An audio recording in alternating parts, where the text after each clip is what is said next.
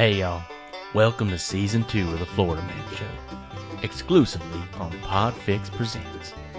Y'all done heard about me making love to a railing outside of McDonald's, getting the gator drunk, treasure hunting, and winning the gosh darn lottery.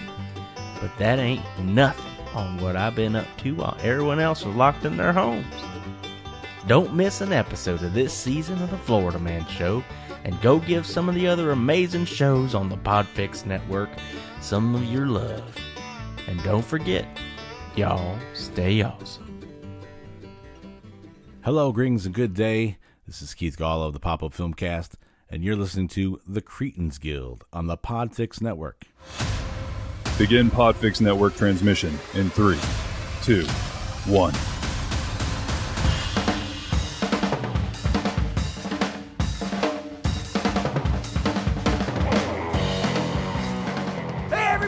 This is former WWF Light Heavyweight Champion Gilbert, brother, and you're listening to the Cretins Guild podcast. All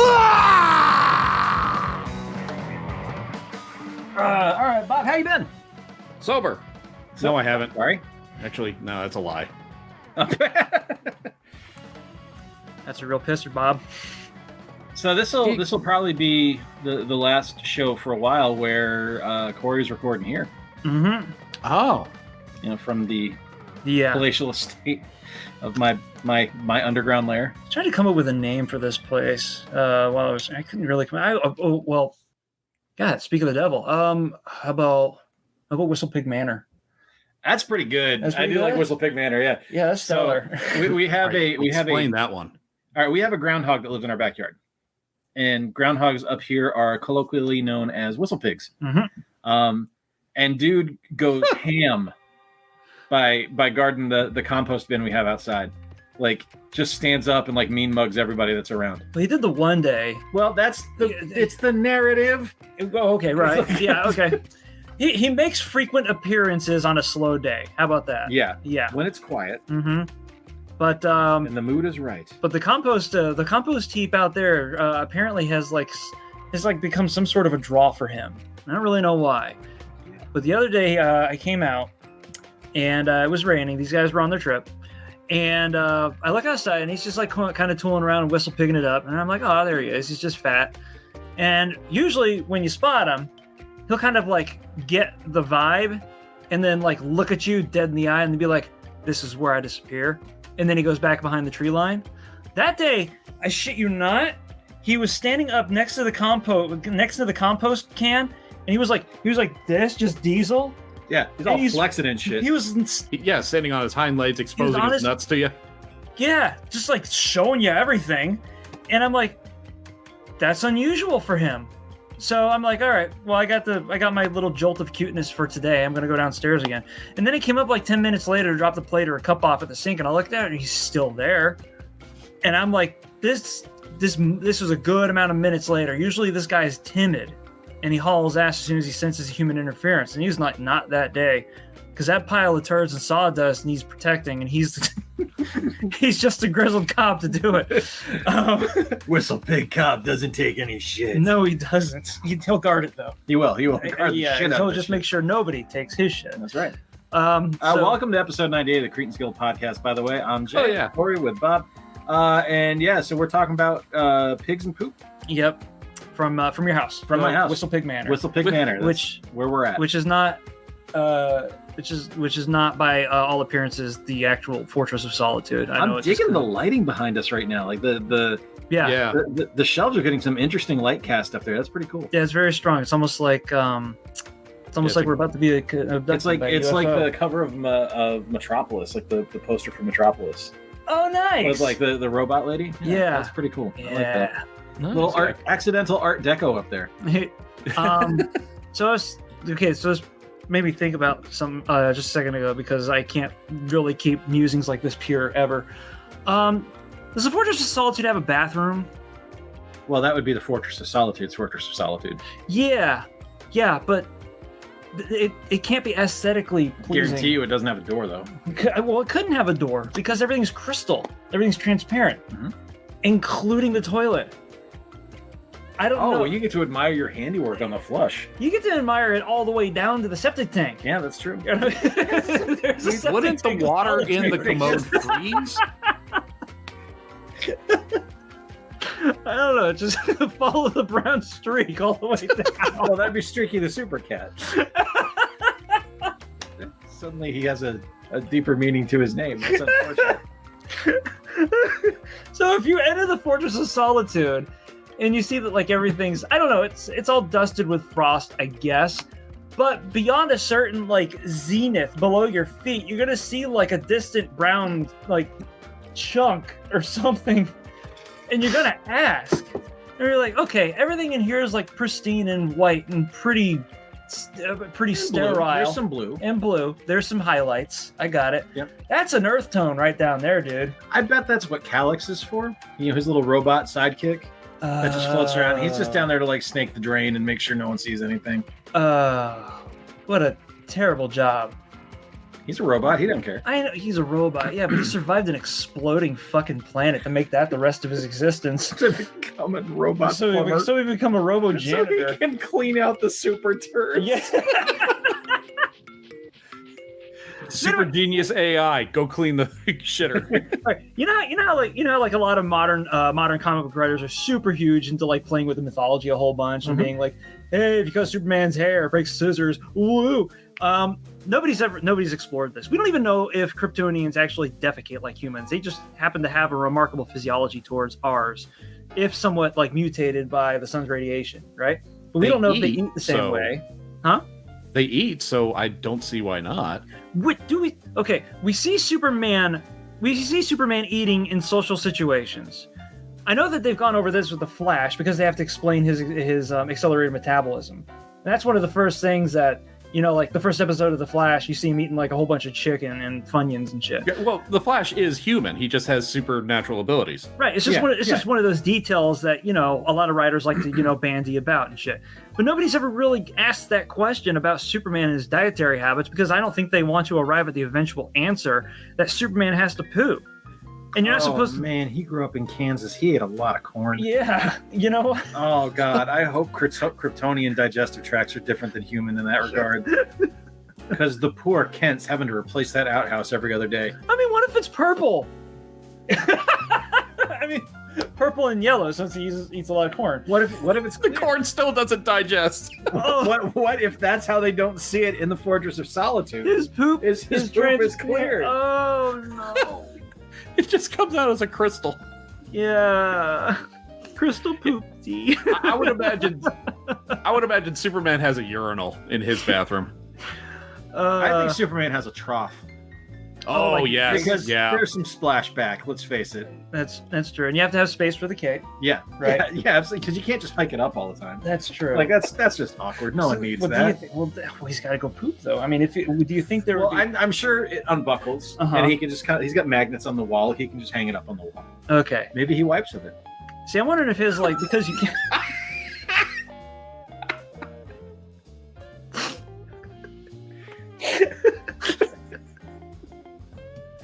They always say, don't pull on Superman's cape. Yeah, exactly. Jim Croce knew, man. He's like, no, I understand. If Superman wipe his butt with that. I don't know if Jim Croce's from Louisiana, but he is today. So, Oh my god. Which man, I'm going to pull on Superman's cape. Oh, that was a mistake. I need I to knew go wash. it. That's why they tell my you. hands are clear now. Yeah, but smell them. Oh, it smells like a dying planet. Okay. That's why they say you don't tug on Superman's cape. Not because he's going to get pissed off and like rock you a little bit. It's because he wipes his damn ass with it and doesn't clean it. So what if Superman taking a dump? Oh man, this funk train's going to keep rolling. Okay. Yep. Is like, what's his name from the Orville? He only poops once a year. Oh, what's his name? Their Klingon stand-in, whose name I can't remember. Orville needs to come back. I've forgotten. B.A. Baracus. No, that's from the 18. That's Mr. T. It's something with a B though, right? Yes. Damn, this really sucks. I saw it like not more than a couple of months ago. The second season. Regardless. All right. What if Superman only poops once a year? Mm-hmm. And when he poops, it's just like a crystallized diamond.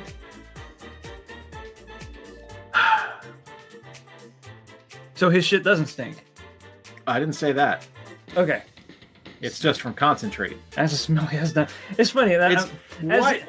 Mhm. Okay, I'm going to take this one step further on this filth train. Okay. What if he poops once a year? Mm-hmm. It is a crystallized diamond when it comes out. Mm-hmm. Stinks to high heaven, Uh-huh. but it's a renewable energy source. Oh. He burns it like peat moss in a bog. Very much so. No, I think Star Lab's got a closet full of them. Probably. Yeah, because he's been around for long enough. Yeah. They probably have like a closet. It's like, all right, just you're gonna go in here, and it's like the most beautiful thing you've ever seen. But hold your breath. Just Yeah. keep the mask on. It's funny. It's like he just lays the stinkiest diamond the world has ever known. As I said that, I looked at that comic book, that box over there, and saw that, and I was like, okay, well, that would give a run for its money. Yeah. Especially if you're into writing the comics. diamond that's this big. Yeah. It's Yeah, like, people don't have. he just-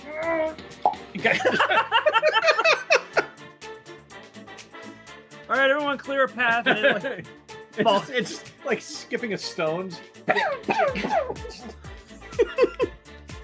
some Men in Black jokes in here. This was the cause of the 1948 brownout. Oh, why'd you say brown out? Because it's poo, and not that much poo is black, unless you've got Unless you've got circulatory some issues. serious problems. Yeah, Or ate a shit ton of Skittles.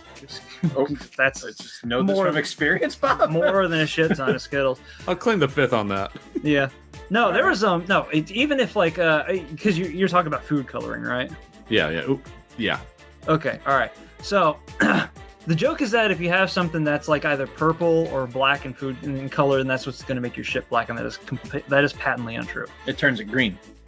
Turns it, green. I was gonna say like hunter green. I was gonna say bright green, not hunter green. It turns it into like this fluorescent. I haven't had that. Yeah. But see, I've only had the green poops when I eat blueberry at Halloween time. Yeah. So I eat the blueberry, and I get the green poops. It's. I tried this all fruit diet for a full week. That turned it like unnaturally green. It's like, oh Man, wow, you must have been humming when you farted. Yeah, I was lifting off. Fucking Riders of Rohan coming over the hill. Anyway, let's bring it back to no, it's all poop. It's all poop talk. Fucking, there's no rescuing. No, I had the Slurpee from the Addams Family movie a couple of years ago. Because they had that like the black Slurpee. And, whenever I got to go to the movies, I got to go Slurpee wise. I Yeah, understand. that and the pretzel, the routine. And I came home, and what seems to happen a lot when I go to the movies and have a Slurpee is that I'll come home, my tummy will be upset, and Because we're old and we shouldn't be eating Slurpees and fucking pretzels at the movies. that's exactly it. But I don't do that all the time, so I'm gonna have my treats when I can get them. Oh, I'm not saying don't do it. I'm just saying that there's that's a right. price you should expect to pay. And you only live once, and I'm going to keep doing that and live it short.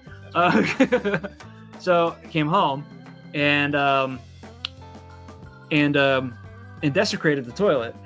And I thought I would see, just nothing but black, and I thought it was going to be, kind of disconcerting. But it was just like that fluorescent green that I was telling you about, and it was somehow less disconcerting. I don't know why, because when you think black poop, you think health issues. Yeah, you think I'm bleeding internally and I'm dying. Exactly. Yeah. But this was just like, well, I had a nasty ass Slurpee, and that's what it ends up looking like, digested. Fucking ooze from, Mutant Turtles. It's from TCRI. It's from TCRI, yeah. And this is the shit that made Daredevil go blind. Yeah. So that's my amazing poop story. How you doing, Bob? We've gone from picking our butts to actually flushing our butts out. Yeah. It's all progress. It's all progress. Nowhere to go What but do you up. wanna talk about today, Bob? Actually, let's talk about a recent trip you took, Jay. Oh, all right. Yeah. Yeah, sure. No. Okay, no. Should we get this out of the way or the trip first? No. Well, let's get out of the way. Okay, all right. So we do a little skitting from time to time. People that have been listening to the show for long enough know this. Yeah. They know that they've got to have something better in their lives in order to fill this rueful void. But we come up with voices. We do it ad nauseum every Christmas. Yes. Yeah. So he's created the worst one yet. Maybe. Maybe. I don't know. I know Dustin's kind of a treasure, though. Dustin's got that homespun charm. Yeah, Dustin. So for those that don't know, Dustin is a former chef from New Orleans, Louisiana. He made gumbo. Yeah, he made the gumbo by pooping in a pot. This is just the But I mean, he figured why not eliminate the middleman, because that's what's going to happen when you eat the gumbo anyway. So he just poop in a pot and he make the money. But he never eats it. But he don't eat it. No, he does not eat his own. No. He only serves it to everybody else. No, that's like voting for yourself in an election. That's just bad form. You don't eat your own poop.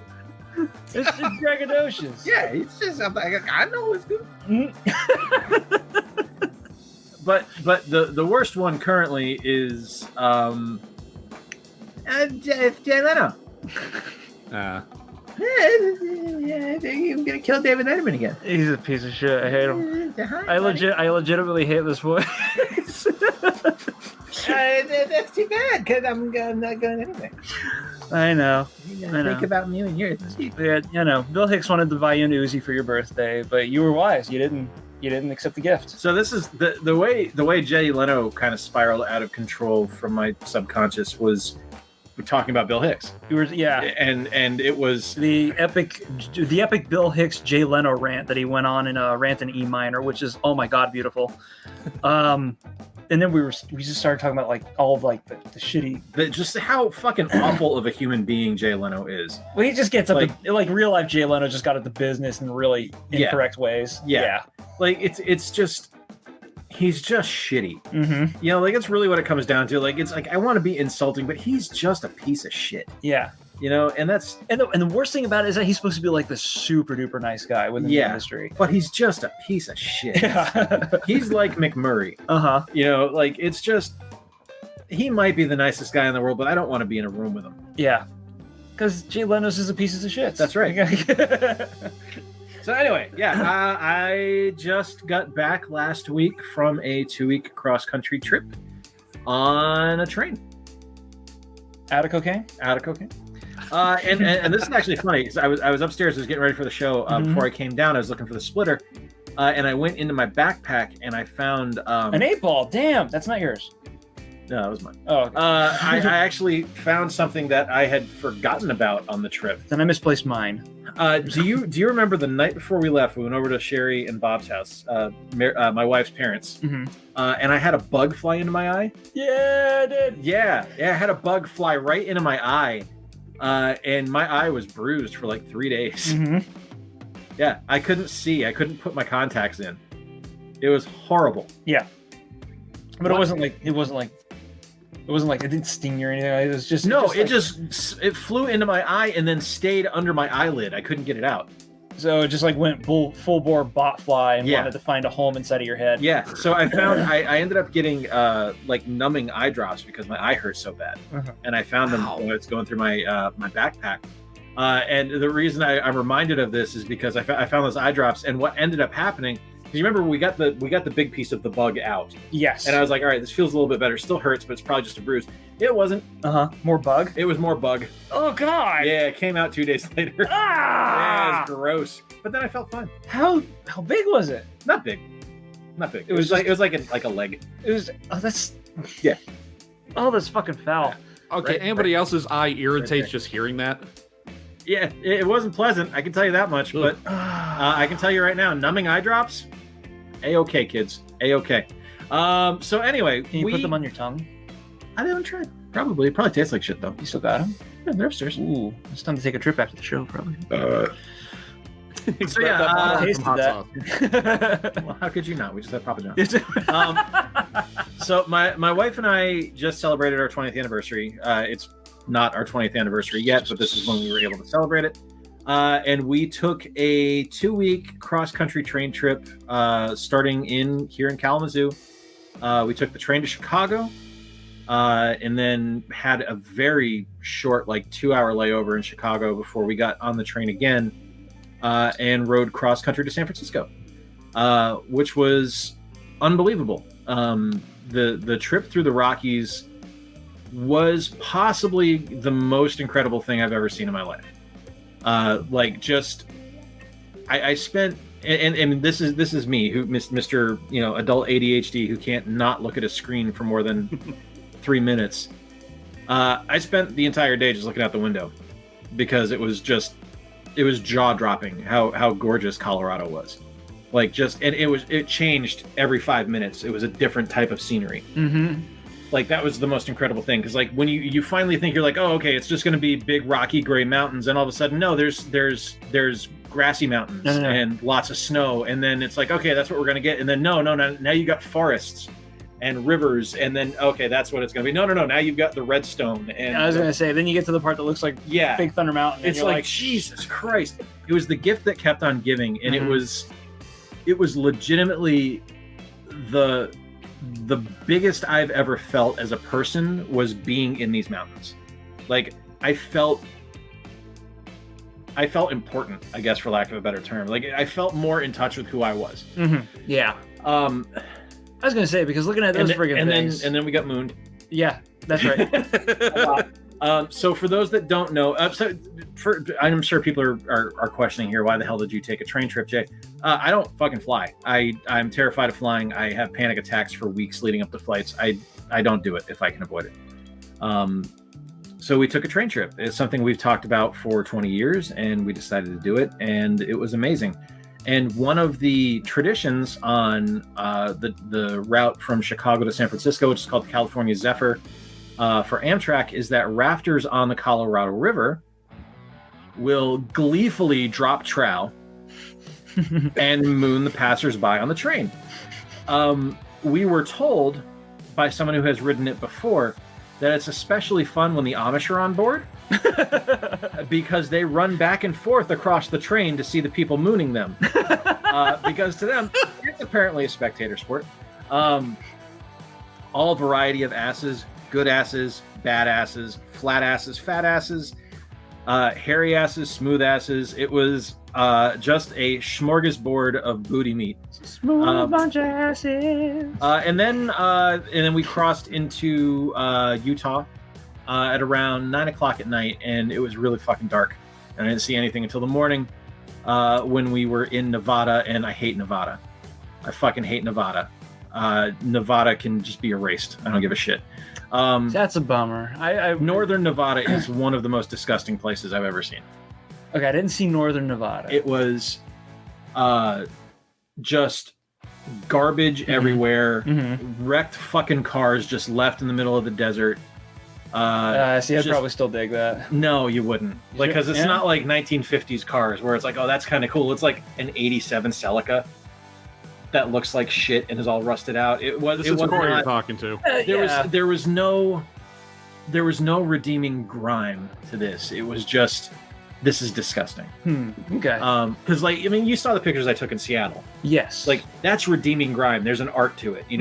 There's beauty in the destruction. Right. This had none of that. Right. There's also degradation and density. One of the things that I liked a lot about going through the desert was that it was extreme. Well, I guess I didn't like this, but I thought it was fascinating. There's an extreme.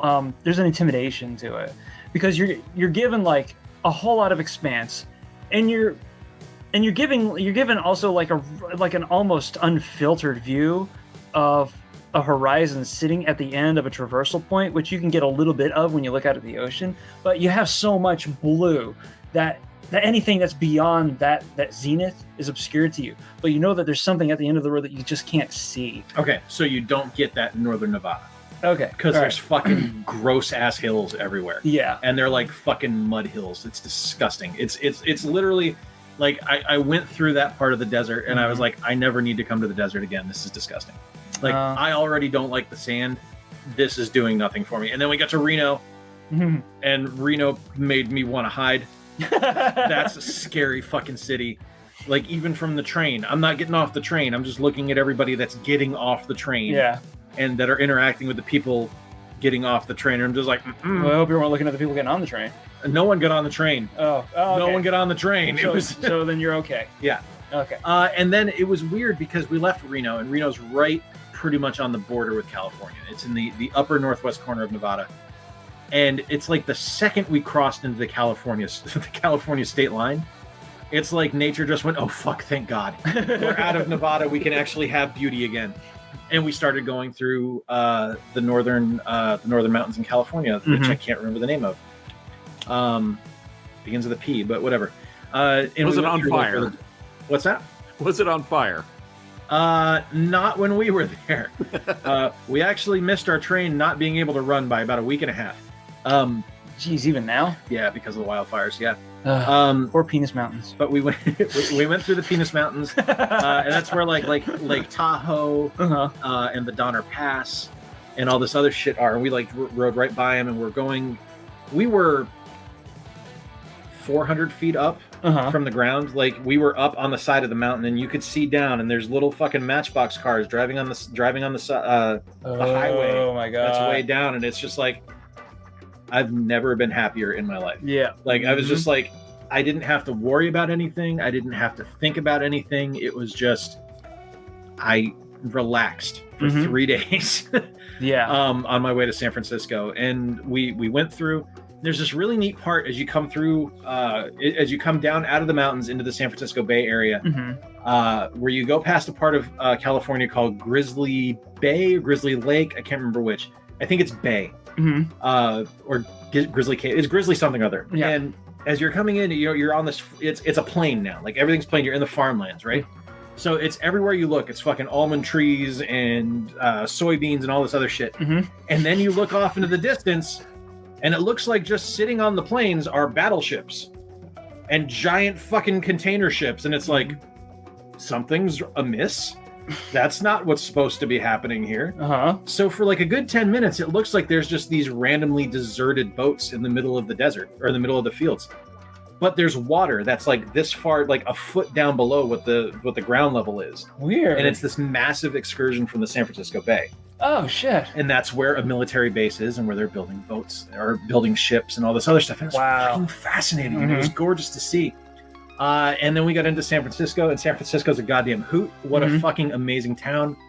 I mean, we didn't get into San Francisco itself, I should say that. We were in Emeryville, which is across the river, right near Oakland. But unbelievable town, super cool people. We went to Trader Vic's, the original Trader Vic's, which was amazing. Yeah. And we had unbelievable food, fantastic couple of drinks. They gave us free shot glasses because it was an anniversary.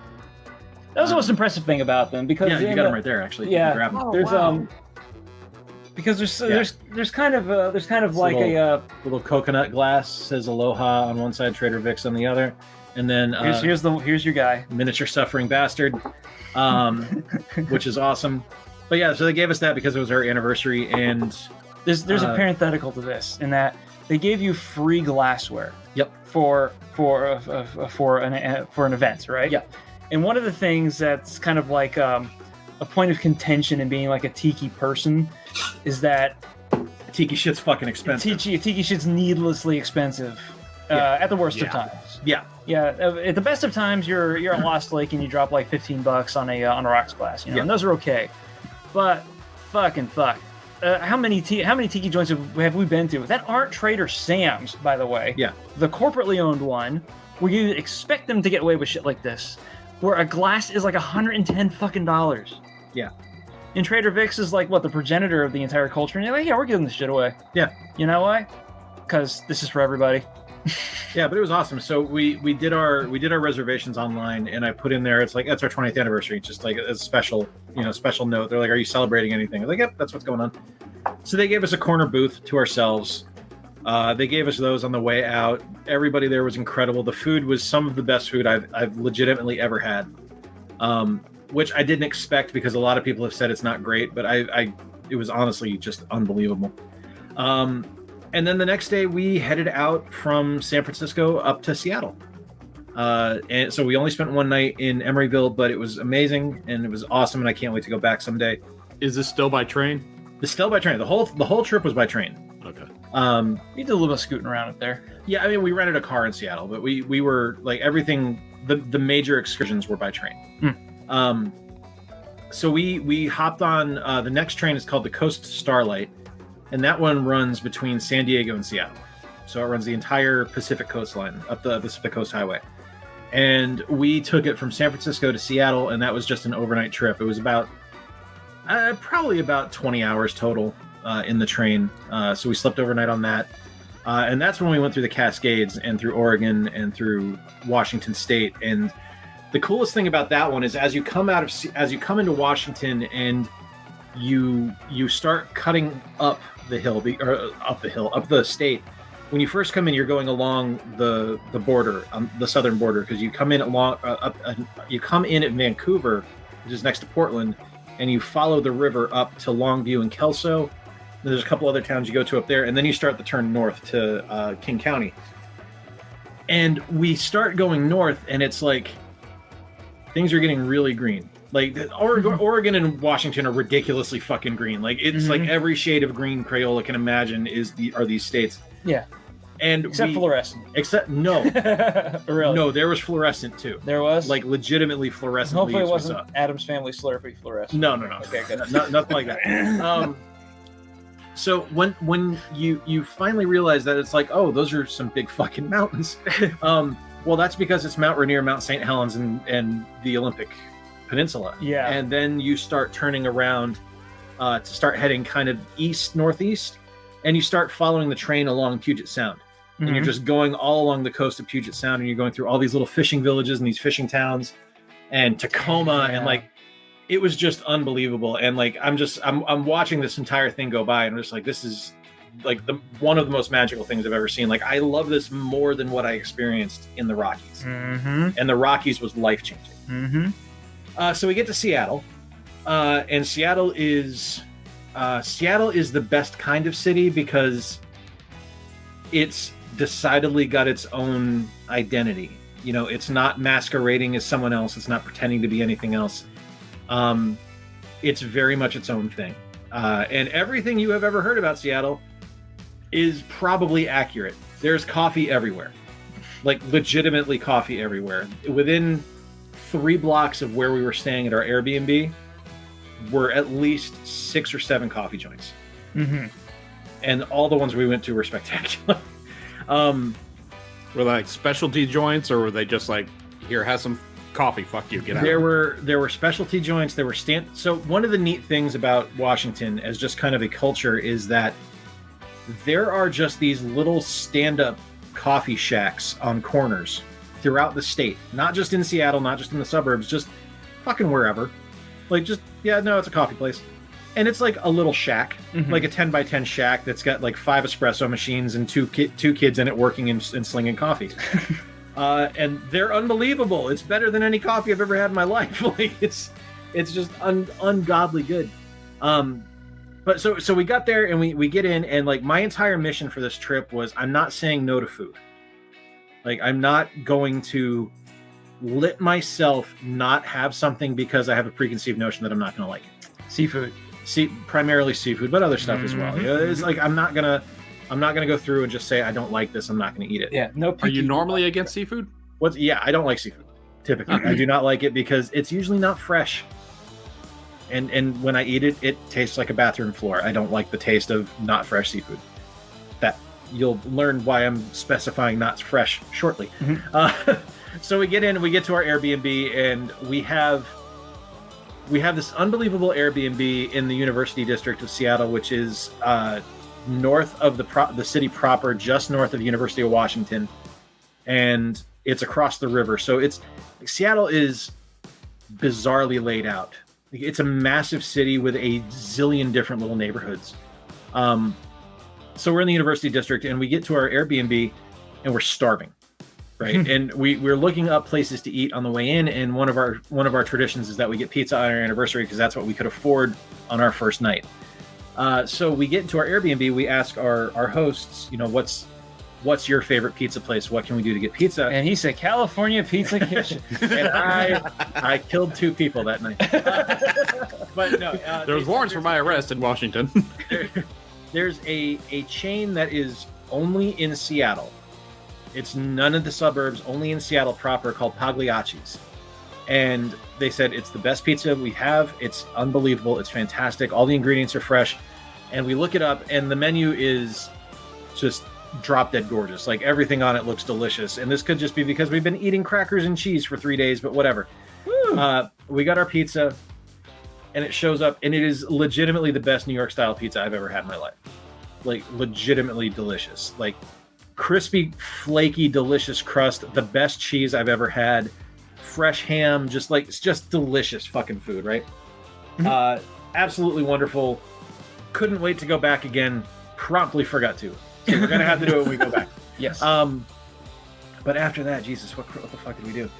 Next day, we got our car and we drove around a bit, but that wasn't really anything fun. We went to Pink Gorilla, which is a video game store. But the day after that, we went to. You gave me viruses. I did. I got you Dr. Mario viruses. Yeah. Little plush Dr. Mario viruses. Okay. But the day after that, we went up to Everett, Washington, for the start of the day. And Everett, Washington is the home of Funko. And we went to Funko HQ. And it's an unbelievable store. They have some really cool exclusives there. The people there are great. The store is set up like a theme park. Like, there's themed areas where you can go through and take your pictures with the fucking Godzilla and a Wampa and shit like that. And it's awesome. We had a lot of fun there, but then we ended up driving around Everett for a little while, and we found this little hole-in-the-wall Japanese place to eat, which was perfect in every possible way. Just like, all the food was delicious. And then we just kind of drove around northern Washington for the rest of the day. We went to a little town called Granite Falls, and we got coffee. We went to a town called Monroe, and we walked around down by the river for a little while, met a couple from Georgia that were really cool. They were looking for a soul to steal. No, not actually from Georgia anymore. They've lived in the Pacific Northwest for about 30 years, but he's still very much got the Georgia accent, and he's, oh no, I could never go back to Georgia. I hate that place. He's like, that was just slow and full. He's like, no, sir, I'm a Southern Democrat. I will never go back to Georgia. I like it here too much. Yeah, a lot of people. It's a secret. A lot of people that live in Georgia don't fucking want me. Yeah, no, he's like, oh, I hate it. So we met them, and it was great. And he was in his 70s, and she was in his 60s. They were just a lovely couple. And then we went home. And then, Jesus, what did we do? Next day we did our tours, which was cool. So we got up early, and we went to downtown Seattle, and we did a walking donut tour of downtown Seattle. It's called the Underground Donut Tour. And we went to 4 different donut places, and had 5 different donuts. And that ended in Pike Place Market. So we started downtown, ended up walking down to Pike Place, which was amazing. And then about 2 hours later, after we sat at the only time we went to Starbucks. There was something that was really fascinating about Pike Place that you were telling me about a few days ago. About the buskers? How the busking system works. Yeah. So the buskers, if you don't know, the buskers are the musicians in Pike Place Market. And there are notes painted on the sidewalks. And they're called pitches. And there's numbered notes throughout the entire of Pike Place Market in downtown Seattle, where musicians are just allowed to play. As long as they are not playing with an amplifier and they have been approved by the Pike Place Market Commission, you can play and you can make money and no one has a problem with it. Thing is, you can only stay on pitch. You can only stay on those pitches for an hour. You're encouraged to move after an hour. Now, there are certain performers that no one moves. There was a guy named Jeffrey Circus who travels with a fucking piano. So when Jeff sets up, no one makes Jeff move. Because Jeff brought his fucking piano downtown. And then there's a couple that dress in just like ridiculous like Romani outfits, but they wear gigantic rubber cat masks. And they play I think we saw those two. Yes. Yeah. And one of them plays the accordion and one of them plays a violin, and not catgut though. Not catgut. All right. No, but she plays a violin, but she can't have an amplifier on the violin. So what they've done is they've outfitted the violin to have a brass horn coming off the end of it that operates as the amplifier for the violin. Yeah. So it's a little bit louder than normal. And it's just throughout this entirety of this marketplace, there's constantly live music. There's constantly just sound, and it's incredible. Yeah. So we sat down at Starbucks for like an hour and a half just listening to Jeffrey Circus play. And it was great. And we bought his CD, and Meredith tipped him, and he sang a song to her while she was right there. It was really awesome. Real life KK Slider? Totally, like 100% real life KK slider. And then we did our tour of Pike Place Market, and the tour of Pike Place was a chef's tour of Pike Place Market where you meet with a local chef, and she walks you through, and she takes you to 9 different stalls in Pike Place Market, which is the oldest oldest continuously operating farmers market in the country. It has not closed since 1904. It's been open every day since 1904, except Christmas and Thanksgiving. Those are the only days of the year it's closed. Didn't even close during coronavirus. Huh. Yeah, they only let certain people in at a time. They let like 20 people go in shifts to go buy the things they wanted, and they left, and they let the next 20 people in. So right. But anyway, so we go on this tour, and we meet Chef Carolyn, who is from New Orleans, and I had to resist doing the Dustin voice the entire time. Oh my god! And he was back there, ready to go. Oh, he totally was back there. Absolutely. Oh, you're from the Big Easy. Oh, you're from New Orleans. Yeah. My cousin Dustin lived down there. But so we go on this tour, and we had legitimately the best food I've ever had. We started off getting coffee and chocolate from I can't even remember the name of the places now. Like, it was just we got peppermint bark and dark chocolate coffee, which was unbelievable. And then we got another place. It's just chocolate and coffee. I think that might be what it was called. Yeah. Actually. And then we went to a creamery that made cheese on site, and we got cheese curds that were made that morning, and 15-month aged sharp cheddar, which were unbelievable. And then we got salmon jerky, which was maple glazed candied salmon jerky, which was fucking incredible. Yeah. Phenomenal. Wow. Like, one of my most, like, I ate it. I was like, this is unbelievable. I love this. And then we went to the first place that I went, I'm not going to eat this, but yes, I am. We went to Pike Place Chowder. I don't like clam chowder. Clam chowder makes me gag. This blows my fucking mind. Mini anecdote. I used to take my own food into the movie theater, and I forget what we went and saw. Was it Punisher? Something like that? Something, I don't remember. Yeah. So I grabbed some clam chowder from the Crispers that was over in the Winter Park Village next to the theater over there. I snuck it in. MJ had to leave because it was making him sick. Yep. So I'm like, you will not survive the fucking winter. But he survived long enough to have clam chowder in Seattle. I had fresh clam chowder in fucking Seattle. Finally. Which was legitimately my favorite thing I ate on the entire trip. Wow. The best. That turns my ass upside down. That's amazing. didn't smell fishy. The clams were fresh, like still salty fresh, like these were caught today or yesterday. Yeah. It didn't come out of the harbor. What's that? It didn't come out of the harbor. No. This was fucking fresh and just unbelievable clam chowder. And then we went to a yogurt place, which was awesome. And then we went to a place that grilled salmon that was caught that morning, which was incredible. And we went to a sausage place, which was all right. That one was the only one I was like, that's all right.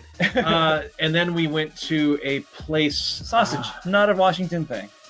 Well, it wasn't so much the sausage. The sausage was okay. They gave us a curry ketchup with it, and the curry ketchup was fucking nasty because I don't like curry. Like, that was like, I was like, I don't want it, but I'm gonna try it. And I took a bite, and I was like, this is disgusting. I can't eat this. But then we went to a place called Fran's, which is a chocolate place, and that was the capper for the tour, and it was amazing. Like, the best chocolate I've ever had in my life. And then we went out for sushi for dinner that night. I didn't get sushi that night. I will say that. I had been brave enough during the day. I was like, I'm just going to get fried rice. So I got pork belly fried rice, which was unbelievable. And then the next day, we went down and visited John Hancock, who is a YouTuber that I'm friends with. We met him and his family for lunch, and went over, and I got to see his big game room and stuff like that, which was really cool. We hung out for probably 4 or 5 hours. You got to touch little Samson. I did. I got the whole little Samson, which sounds like a euphemism for something, but it isn't. One of the rarest NES games ever. Yeah. And then the next day we started the journey home, and we took a train called the Empire Builder, which runs between Seattle and Chicago. Which, if you're a board gamer, you know that's how you lock down a game of Ticket to Ride. That's absolutely correct. Yep. And the neat thing about the Empire Builder is it is one route train that actually splits into two routes, but it's both of them are still the Empire Builder. In Spokane, Washington, the train splits in half. Oh, weird. And half goes to King Street Station in Seattle, and the other half goes to Union Station in Portland. Right. And in the middle of the night, the trains hook up in Spokane, and they connect, and that's how you get back to Chicago. That's fucking wacky. So in the morning, we woke up the day after we left Seattle, and we woke up and we're going through Glacier National Park, which was a highlight for me because that was like the one place I wanted to see. Like my national park bucket list is Glacier. That's it. Fucking that's it. I want to go to Glacier. Still didn't get to go to Glacier, but I get to see Glacier at least. Which was pretty great and makes me want to go again. But Glacier's a short ride. Glacier was about 2 hours on train. And then you get into Montana and the Dakotas, and it's really flat and it's really boring. And it's called Big Sky for a reason. I was gonna say Montana was flat. Montana's flat, dude. Like once you get out of the Rockies, Montana's fucking like there's a hill every once in a while, but it's not. God, there are some Bob and I used to work with a dude at Fox who actually came down to Florida from South Dakota. So we kind of thought that he was on like a retirement kick. This is where he was going to be. And he apparently loved Fox so much that he hauled ass back to South Dakota as soon as he was able to. But he posts pictures. What's that? Understandably. Yeah, he posts pictures from South Dakota like all the time, and it's like, God, that place is like a fucking living painting. South Dakota has the Black Hills though. Okay. Montana's Big Sky country. Right. It's once you get through Glacier and you're through that little stretch of the Rockies. Yeah. It's flat. That's like it. it's a little undulation, but it's not like coming out of Denver where it's like, oh God. Yeah. You know, it's like, oh, that's a hill. All right. Like every once in a while you're like, oh look, there's a mountain off in the distance. It's like 40 miles that way. But other than that, it's just like sky. It's like kind of buffalo. It's really cool for like 2 hours, and then you're like, all right, can we fucking see something else? And you don't. You don't see anything else because that's all you fucking see through North Dakota and Montana is fucking sky. And then the next day we're into the Midwest. You know, we go through Minnesota, we're through Wisconsin, across the Mississippi, I think 3 times on that little journey, which is pretty cool. And then into Chicago, we stayed at a hotel called Freehand Chicago, which is pretty cool because it's a hotel and hostel. So there's hostel rooms, but there's also rooms where you can actually get a bed. Yeah. And it's like a super chill hotel, and it was $80, and we're like smack dab downtown Chicago. You know where the Shake Shack is downtown Chicago? Yes, I do. Yeah, we're like right around the corner. Yeah. Like maybe half a block away from it. You're within spitting distance from 40 other restaurants that are way better than Shake Shack. Yeah, but that was what was open. Really? Yeah. Oh, Fat Baby should have been open, and that was about like 2 blocks away from there, I think. We were tired. Well, okay. All right. Okay. I know. We wanted something simple, and we wanted milkshakes. And it was a good milkshake. And then the next day we were home, and that's my trip to Seattle. Cool. So now that I've talked for 40 minutes, I'm going to sit back. My throat hurts. Now let me remind you that when we hopped onto this podcast initially, you were gonna stick it up for a little bit and be like, all right. So I was gonna. I knew you weren't gonna be able to hold that line though. Bottom line. Okay. Bottom line about the trip. Absolutely enamored with the Pacific Northwest. Just head over heels in love with the place. The most on my wavelength I've ever felt in a place. I was comfortable everywhere I went, even downtown Seattle, which is rife with problems. Like just there's lots of homelessness, there's lots of issues in downtown Seattle. I never once felt unsafe. I never once felt like I wasn't where I was supposed to be. I felt comfortable the whole time I was there. It's kind of like how you felt when you found Chicago, I think. Because I walked in and I was like, yep, this is it. Yeah. And I kind of expected that shine to rub off after a few days. But going to as many different places as we did. Oh, I got to go to the Seattle Kraken's practice facility and see their ice, which was really cool. Man, the one thing you didn't mention. Yeah. Gasworks. Fucking Gasworks. That was the last day. All right. Yeah. Shit. Okay. Gasworks Park is. Because this is like, I haven't been there, and this is like one of the most beautiful spots on one of the most beautiful cuts of like our pop cultural tapestry that I think I've ever seen. Sorry, it's your It's your trip. It's your trip. No, that's fine. That's fine. Yeah. So one of the things, and I have to preface the talk about Gasworks with something about Seattle itself, with one of the reasons it's on my wavelength. Mm-hmm. I mean, I'm a bleeding heart. I want to do as much as I can for the environment. I want to. I mean, I talked about our compost bin outside. Mm-hmm. Seattle, and the little gangster of the Garza. yeah, the little asshole that guards it outside. Seattle is a really interesting town because they do citywide composting. Mm-hmm. They do a major citywide recycling program, and obviously you have your normal garbage. Now, Bob, what's the size of your garbage can in Orlando? It's pretty big. I couldn't tell you its volume, but it's Pretty fucking massive, though, right? Like, yeah. It comes up to like mid chest, right? I can Yeah, hide. yeah. Exactly. It's something we could hide. We proved that. The one that goes out on the sidewalk in Seattle is probably about the size of something you would put under your desk for your normal like landfill trash. Everything else goes into composting or recycling. And that's kind of the identity that Seattle has, and that leads me to talking about Gasworks Park. Gasworks Park was a place that I needed to go to because I'd seen pictures of it, and it was something that was just kind of quintessentially Seattle.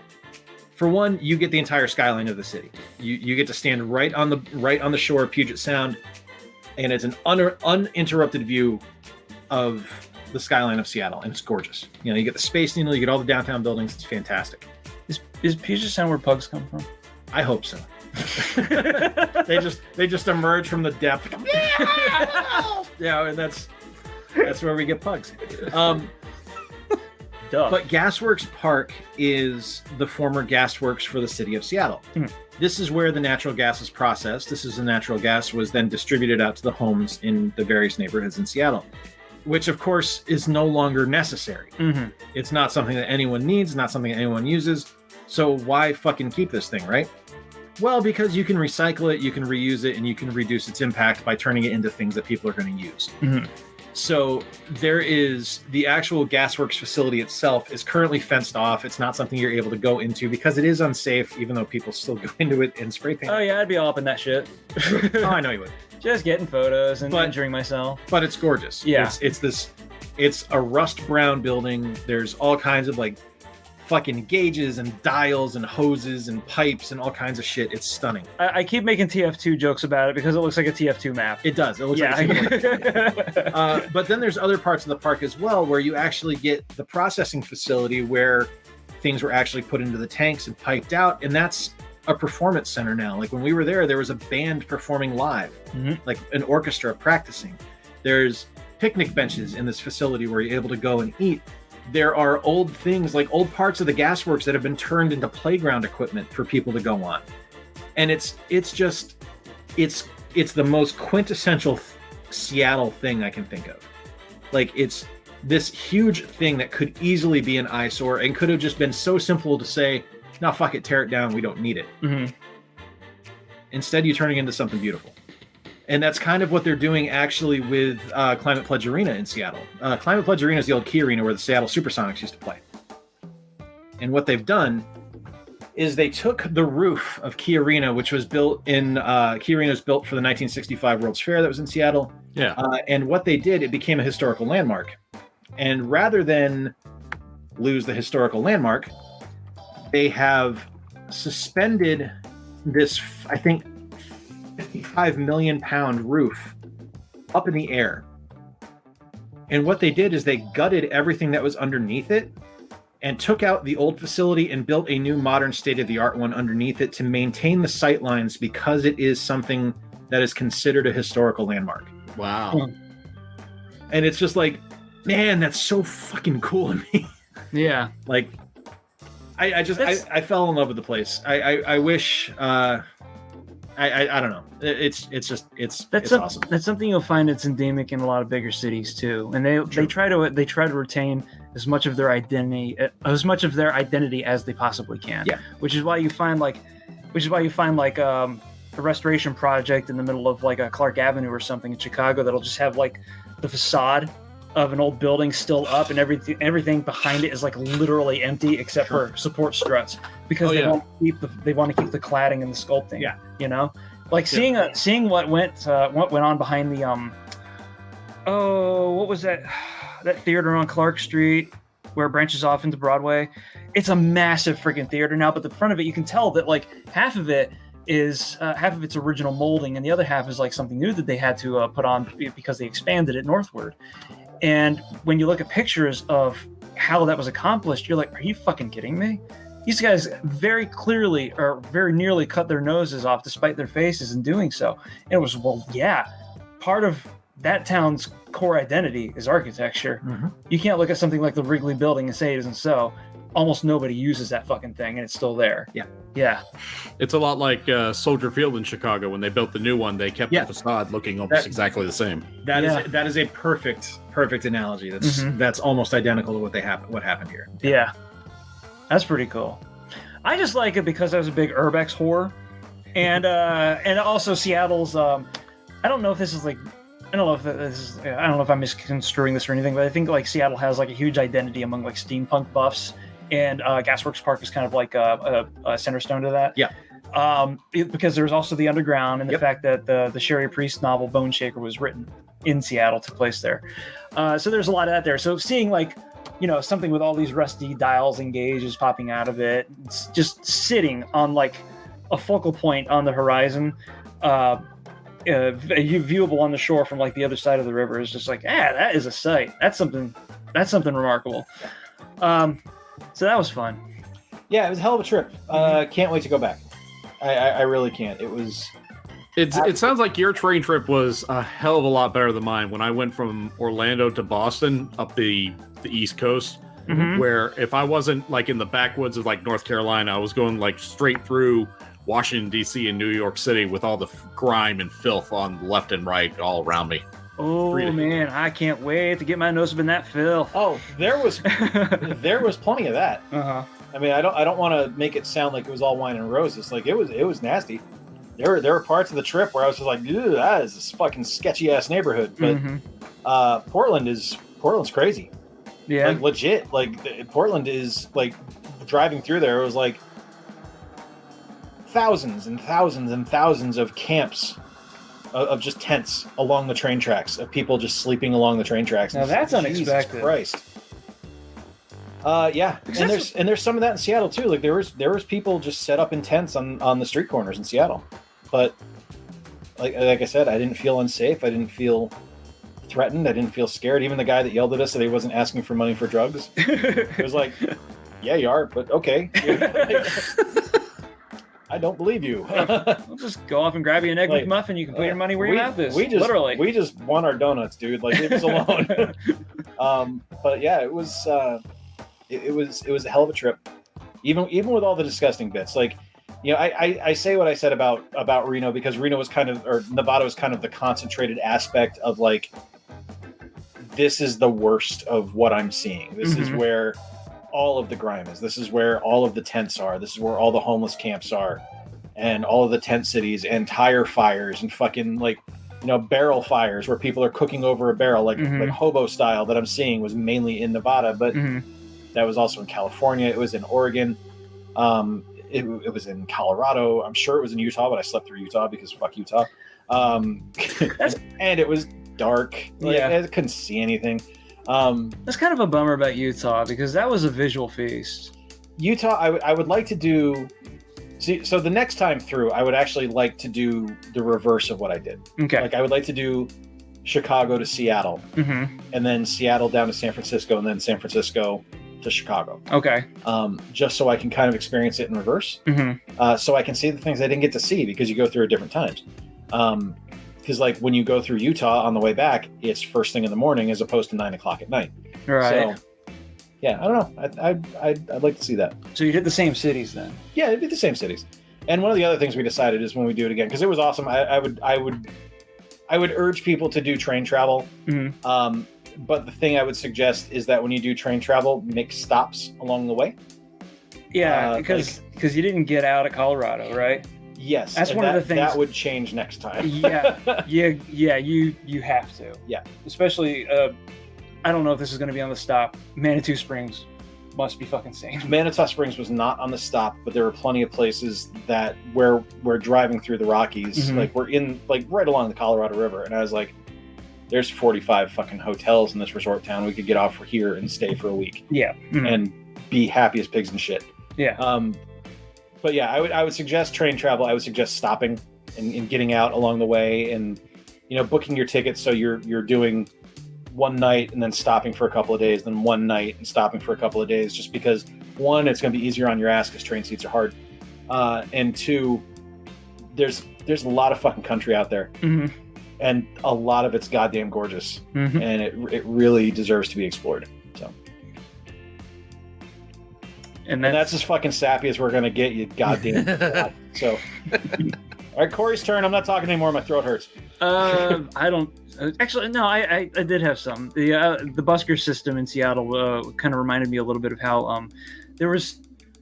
I didn't see a whole lot of blight on my trip. Well, no, that's not true. I saw a shit ton of blight on my trip, but for some reason I didn't really register it as such. Register it as something negative, as opposed to like something that was just new information. So whenever there was something that would have been like, a negative or something scary to me, I just kind of like pack it away. The weirdest I got on my trip out was on the way back when I had to stop in San Antonio. I think I mentioned this already because that was where I got like almost mobbed by a bunch of homeless people. Saw me coming out of an H&M because I had to go grab a jacket, and there weren't any other stores nearby. So I was like, oh, here's an H&M, and I got like this big coat. It was like the 12th Doctor's coat, but it was on sale for like $60. Was that your wool coat? It's the wool coat. That's a really nice coat. Yeah, thank you. So like they saw me coming out, and all of a sudden there was just like, there was that episode of Seinfeld where like Kramer was being mobbed by a bunch of people for not wearing a ribbon or something. And when they saw him come out of a store, they're like, that's the guy that would not wear the ribbon. That's what it felt like. Just fucking old. It's just like homeless people just like homing in on my position.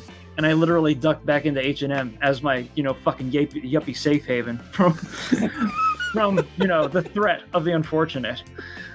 I felt like a dick, but we actually learned a really cool move from our donut tour leader to deal with people asking for money, which normally I don't care about. But this is the dude that yelled at us about not I don't want any drugs. Yeah. So when he started walking towards us, like she's talking, she's animated, she's all into it, and she catches him at the corner of her eye, and she just turns around. And I was like, is that the tour? Like, what the fuck is going on? And then the homeless guy walks through and starts yelling at us, and as he gets out of earshot, she turns around and back at the door. I'm like, oh my god, that was brilliant. That was fucking brilliant. Yep, it's camouflage. Holy shit, yeah, it was camouflage. Feel free to cut this out. It's cracker camouflage. Yeah, call it Chicago. Yeah. Because there was that one instance. Speaking of fucking fat baby, when me and my friend Paul I was working with over at the place, that was where the guy kept accosting me for money, and then Paul was like, "Okay, well here's like $5," and then I ended up getting his taco afterwards because it felt like an asshole again. But this guy got his cash from Paul, and then he came back to me again, and he's like, "Oh man, how about you?" And I'm like, "Man, you just asked me like 2 times." Somebody at work told me that like you just turn your back to him, and as long as they think you don't see him, then you don't see him, and that's the rule or some weird shit. The thing about dealing with homeless people is that now when they're en masse, it's fucked up because it's almost like an absurdist kind of a performance art that's going on, So you never really know if like there's a flash mob for you. What's that? Fuck it, it could be a flash mob for all I know. Because if something seems like that much of a concerted effort, you don't really know. You're going to take every precaution you can and not being on the wrong side of that, because you're just going to look like an asshole no matter what you fucking do.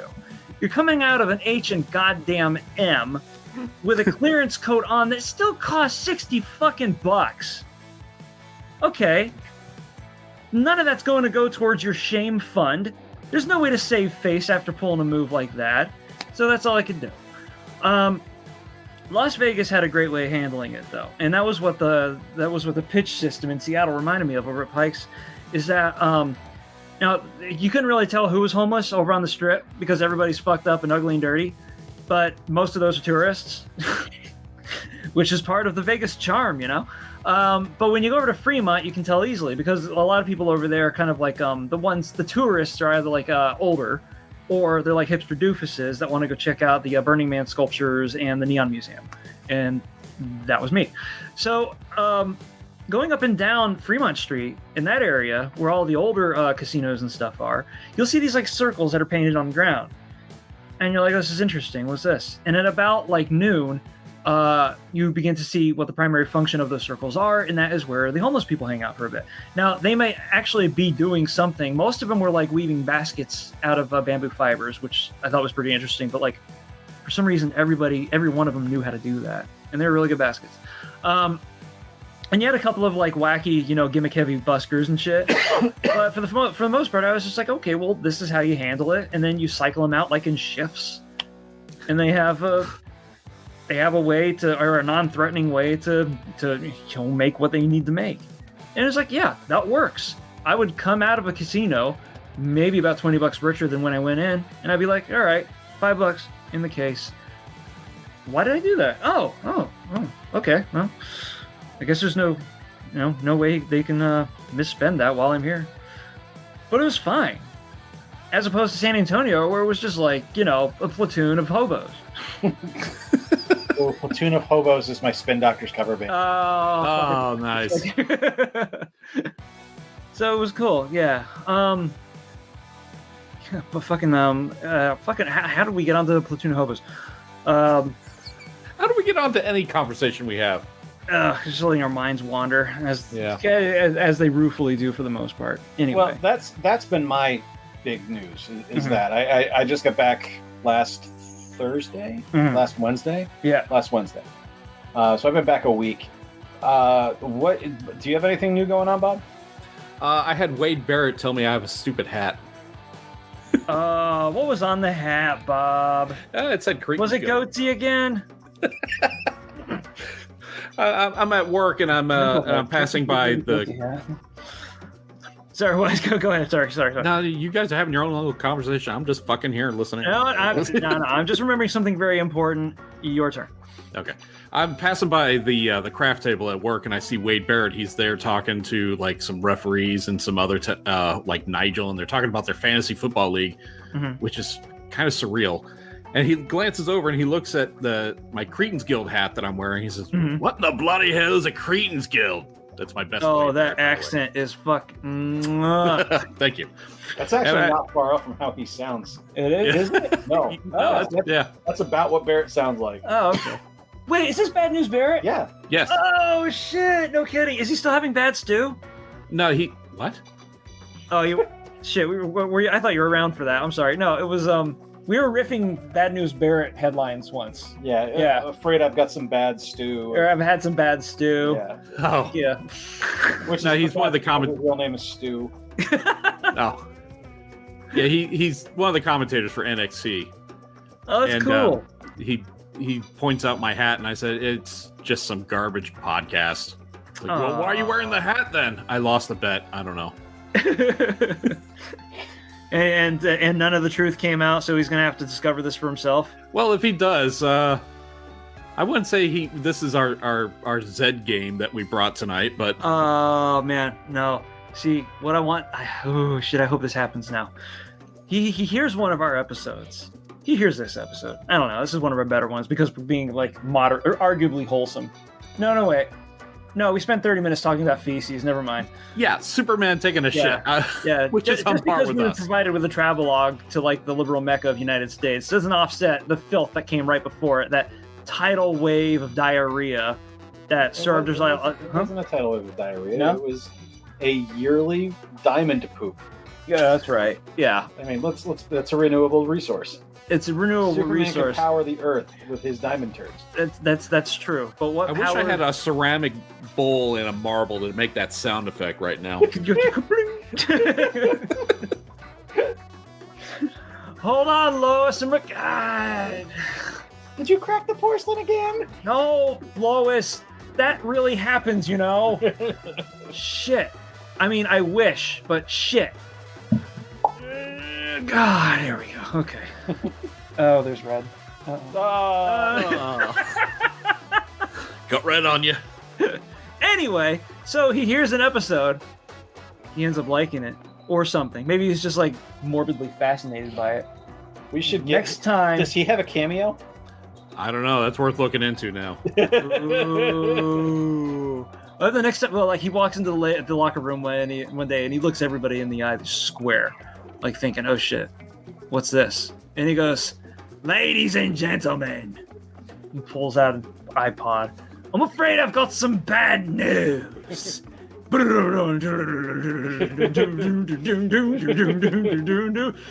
Guild Podcast, brother! Fucking lead in by Gilbert. Everybody in the locker room is paying attention now because they have no idea what kind of a 1-2 punch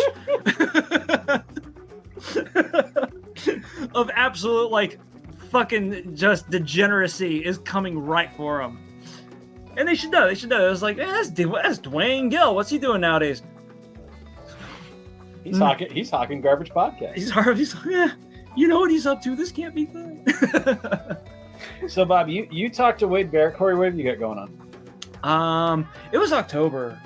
It was. Yeah, right. It still is, in fact. Okay, I'm moving to the East Coast. That's the big thing. But I don't want to do that yet until I know how much it is. Because remember, the last time I made a big move to. Excuse me, let me get the fucking mush mouth out. The last time I made like any sort of a major life change, it was really fun like doing the podcast from there.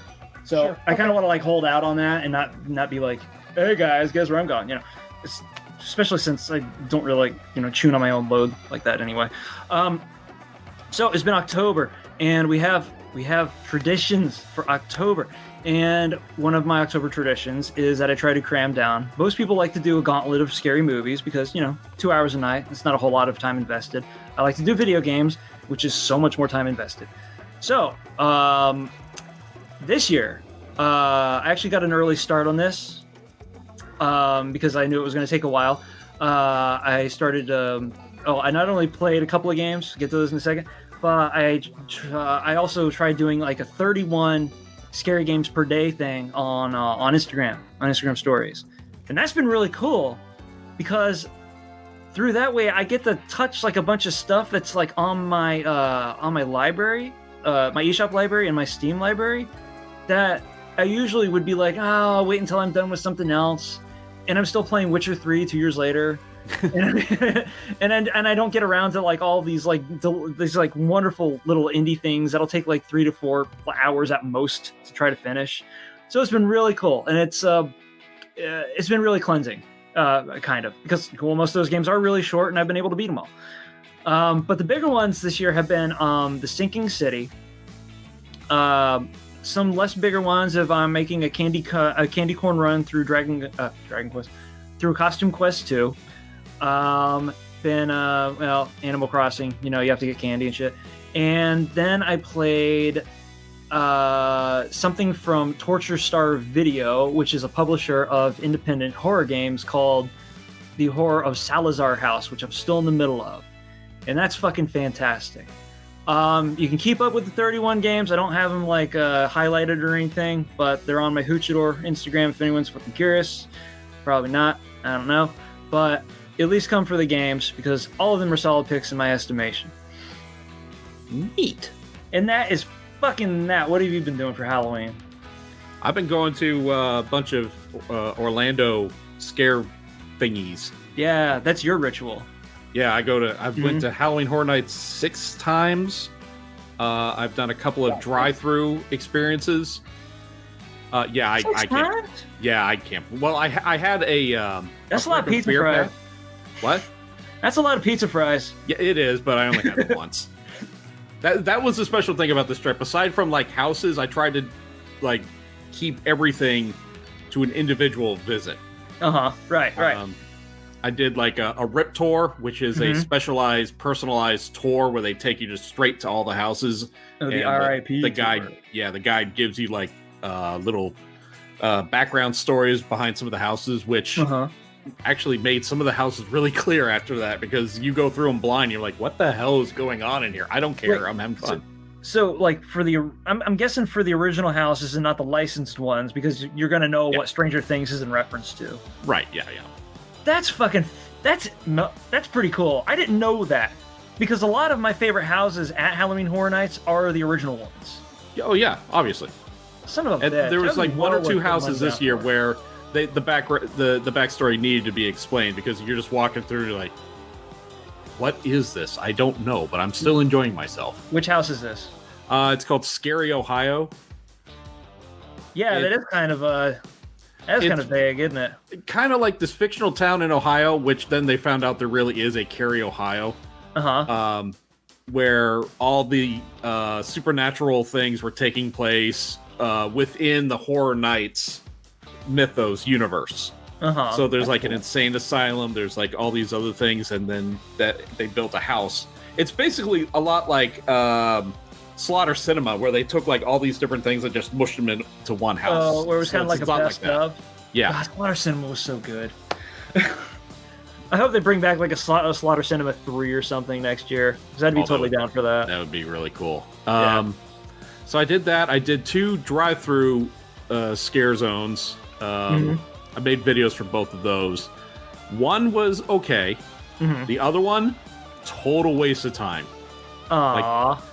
There weren't even scare actors in the first scene we went through. The lights came up, there was some noise, and then it said, all right, move along. What? Oh, wow. Was that the one at the Oviedo Mall, or?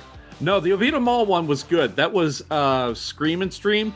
That's the one you did last year, right? No, I did Haunted Road last year, and I really enjoyed it. So when I did it this year, it sucked. That sucks. Yeah, it was really bad. Maybe they moved on to Halloween Horror Nights. Yeah, maybe, because they had a bunch of scare actors last year, and I guess that's because why they had so many actors, because there wasn't anything else going on. Yeah. But also, they introduced SeaWorld started doing Howl-O-Scream this year. Oh, really? Which was fantastic. That's normally a Busch Garden thing. Yeah, right? It is. And they expanded it to SeaWorld for the first time this year, and it's a lot like Horror Nights Light. Right. Just 4 houses, 4 scare zones. But man, I had a lot of fun on that night. I went with a bunch of friends. SeaWorld needs the revenue.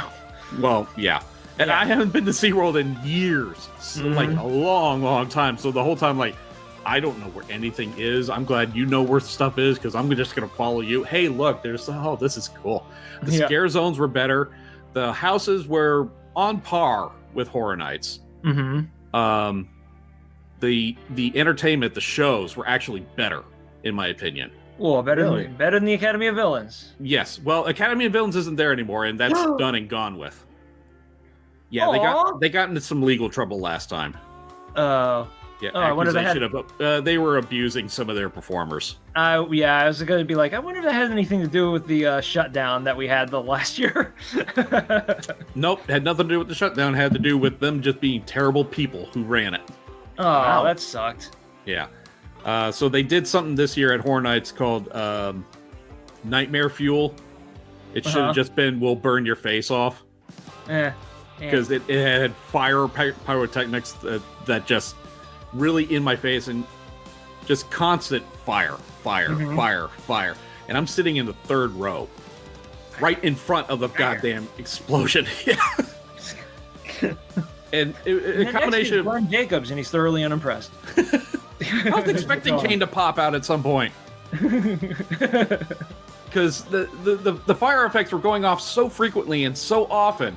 Bursts of flames shooting straight up, that the heat was hitting me, and it was already hot as humid outside. But then the lights started affecting me. It's like, okay, I gotta keep looking down and close my eyes, because the intensity of the fire was just too much. It got to the point where halfway through the show, I got up and I said to the team members, like, I gotta leave. I can't be here anymore. Okay, we'll go up the stairs and go out through the exit. No, I'm not going up the stairs. I will fall over. This is the exit. I'm going that way. Okay. I mean, there were some great things about Horror Nights. That was not one of them. That's for sure. That's tragic. The Academy of Villains was like one of the things that I look forward to on every when we went to those. Yeah, they were entertaining. Yeah, I mean, that was the one like cyberpunk show they had a few years ago. Yeah. Oh my god, That the laser fighting thing that they did with the invisible frame, that still blows my mind. Oh yeah. But for that, you had to sit in the right position. To Yeah, see it yeah, correctly. that's true. I mean, but and the other thing that really sucks is that damn it, it really fucking blows that it fell over from an administrative level, because what are those people gonna fucking do? It's not like they're gonna be, their day job at the Gap is gonna pay the bills and shit, but that's what they are. They're stunt performers, and outside of public entertainment and maybe the entertainment industry itself, there's not a whole lot of reliable gigs, Well, stuff is coming back. That's for sure. That bench is pretty fucking deep. Yeah. Oh, okay. But that was I think I'm pretty much done with Halloween stuff until actual Halloween now. So after that, bring on Bonfire Night. Yep.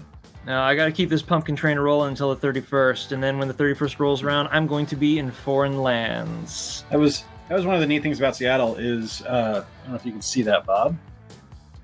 I see a big old skeleton. Yeah, that was our entire neighborhood was pretty much decorated for Halloween on October 2nd. Yeah. They just said, yeah, no, it's Halloween now. And every house was decorated in some way. Mm-hmm. Yeah, we have 4 pumpkins we're ready to carve, but we think it's too early. We need to wait till 3 days before Halloween. It's Florida. Those things will melt in an hour. Yeah. Yeah, Jeff kind of adds to the ambiance. Was that? Oh, the melted pumpkins? Yeah. Well, if you did the vomiting pumpkin thing, then yeah, probably. We did that a couple years ago. Yeah, Mary told me. Okay. Yeah, having one decay right on the front though, that's just, I don't know. That's a good way to get Sam to visit you. All right, guys, that I think we're gonna kill the show because it's been like an hour and a half, but it has been awesome talking to you guys as always. Thank you all so much for listening. Thank you so much for subscribing, for being a part of the Cretans Guild family. We do appreciate you guys listening. Be sure to look us up across social media. We are at Cretans Guild and pretty much every place you can possibly imagine. Be sure to look us up on YouTube, on Spotify, on iHeartRadio somehow, on all these different places where you can hear us. And also be sure to follow Bob on YouTube. He is Skipper Bob's Breakdowns. He is an Orlando lifestyle vlogger. He does unbelievably incredible work. Be sure to watch Skipper Bob's Blacklight Tours, the goddamn best reviews I have seen about Orlando resorts in ages. And I'm not just saying that because you're my buddy. I legitimately have bragged about you to anyone that will listen over the last month since you put out that first one. Yeah. You can follow me on YouTube as well. I am Square Pegs. I am the one without Sarah Jessica Parker. I'm going to be talking about all your favorite video games, retro and modern. I just passed my 1,000 subscribers earlier in the month. And yeah, so it's awesome. I really appreciate it. And be sure to follow Corey on Instagram. He is at Hoochador. His stuff is fantastic. He is not going to tout his own stuff because that is what he does. Yeah. But the Halloween thing has been pretty fun. Yeah, the Halloween thing's been really cool. I've been liking that, yeah. So from me to you. I'm giving Bob an easy one today. I'm not going to talk about tout. All right, okay. No tout. We're not going to tout. We're not going to talk about tout. We're not going to say tout. We're not going to bring up tout. We're not going to tell people to listen to us on tout. Tout isn't a thing. We're going to give it a break until the next episode. Okay. We're going to bring back the tout shout out. We're not even the tout shout. We're not even going to syllabize it like no, not even. We're not going to say tout. We're not going to bring it up. Okay. I've been timing it. It's been 25 seconds worth of tout talk. So from all of us to you, we thank you so much for listening. We thank you so much for being a part of the Cretans Guild family. And we say to you, all your dogs and cats, welcome to the Guild. Yeah!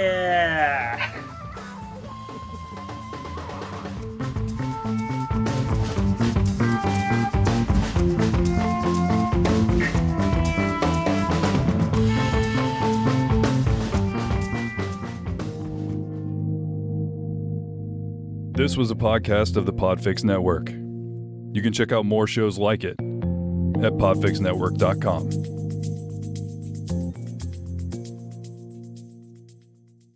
Ever wonder why your kid won't listen? Ever wonder why your mom is so bossy? Well, we do all the time.